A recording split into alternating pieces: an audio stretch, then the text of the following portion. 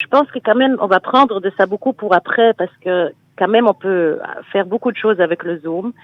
Après, ici, ça a fonctionné, je pense, pas mal. Ça dépend aussi du prof et de l'interaction qu'il a avec la classe. Ça dépend de beaucoup de choses.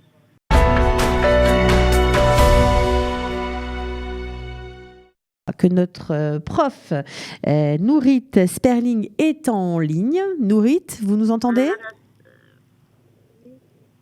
Vous êtes au téléphone, vous nous entendez, Nourit?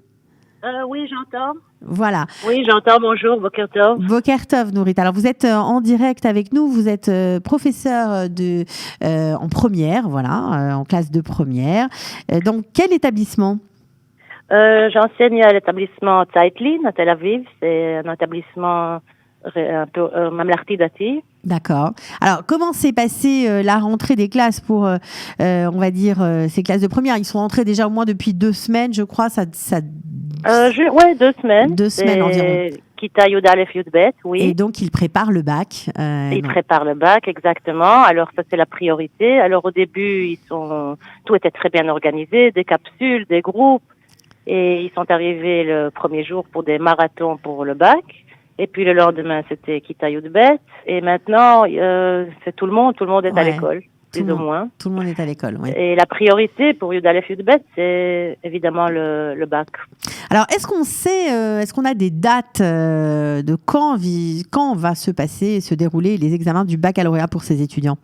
Ah oui, bien sûr. Les dates, déjà fin mars, on a reçu du ministère de l'Éducation les dates. Tout se passe juin, juillet. Il y a déjà des examens qui sont cette semaine parce que on fait des examens internes et pas extérieurs dans toutes les matières. Donc tout se passe dans l'établissement. Pas tout, mais oui, il y a des examens qu'on fait même par Internet. Par exemple, ce mercredi, ils ont le bac en littérature. Et ça va être un examen interne et ils vont faire ça par Internet. Ok, alors certains élèves se disent, puisqu'il y a eu des allègements, on va peut-être en reparler de certaines matières, se disent oui mais nous on sera la génération Corona, notre bac comme il a été allégé, eh bien quand on arrivera à l'université, on sera tout de suite tagué d'un bac au rabais. Est-ce que c'est vrai? Ah non, pas du tout. Moi je me souviens aussi quand il y avait la guerre du Golfe, il y avait la même histoire aussi, 2 mois. Les élèves n'étaient pas à l'école. Il n'y aura pas de problème avec ça par les universités.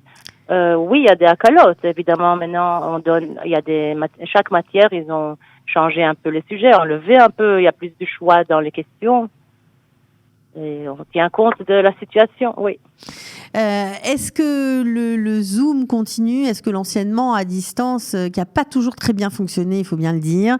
Alors, ça dépend des établissements, mais il y a des établissements où c'était pas très soutenu. Les horaires étaient un peu bizarres. C'était des cours le soir parfois. Ça n'a pas été toujours une réussite. Je ne sais pas comment ça s'est passé dans votre établissement spécifiquement.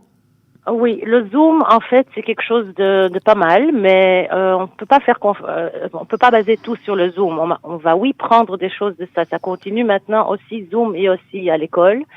Et rien peut changer le contact, vraiment, le lien personnel à l'école. Mais je pense que quand même, on va prendre de ça beaucoup pour après, parce que quand même, on peut faire beaucoup de choses avec le Zoom. Après, ici, ça a fonctionné, je pense, pas mal. Ça dépend aussi du prof et de l'interaction qu'il a avec la classe. Ça dépend de beaucoup de choses. Le Zoom, c'est bien, mais évidemment, quand on ajoute au cours qu'il y a à l'école.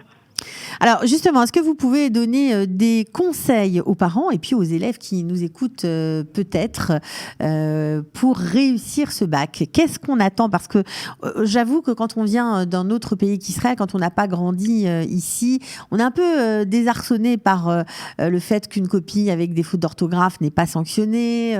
On se demande si pour le bac c'est la même chose ou pas. D'abord, pas stresser. Ça, c'est le plus important. Être relax. C'est vraiment le plus important. Après, avec les examens, c'est comme d'habitude. Il y a des examens, on se prépare, on fait le mieux. Et puis, je suis sûre que les profs, comme il y a beaucoup des examens internes aussi, ça aide beaucoup aux élèves. C'est un avantage qu'il y a une interaction entre le prof et l'élève et c'est pas un examen extérieur dans toutes les matières. Et surtout, être relax et faire ce qu'il faut.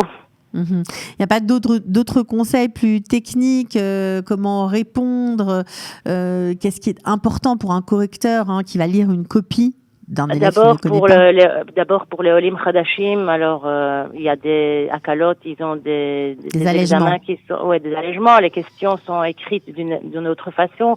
On n'enlève pas des points pour des fautes d'orthographe. Je pense qu'on est assez flexible avec les Olim Khadashim. Moi, j'enseigne un groupe de Olim Khadashim études civiques et histoire, et je vois aussi comment on donne les notes.